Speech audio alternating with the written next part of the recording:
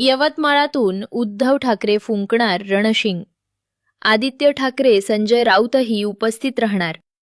यवतमाळ वाशिमचे खासदार संजय देशमुख यांनी शिंदे गटात प्रवेश केल्यानंतर निर्माण झालेल्या राजकीय परिस्थितीच्या पार्श्वभूमीवर उद्धव ठाकरे यांचा यवतमाळ दौरा महत्त्वाचा ठरत आहे.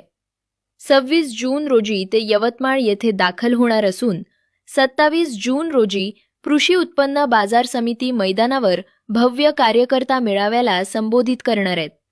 या मेळाव्यास आदित्य ठाकरे, संजय राऊत, विनायक राऊत, अरविंद सावंत, अंबादास दानवे यांच्यासह अनेक नेते उपस्थित राहणार आहेत.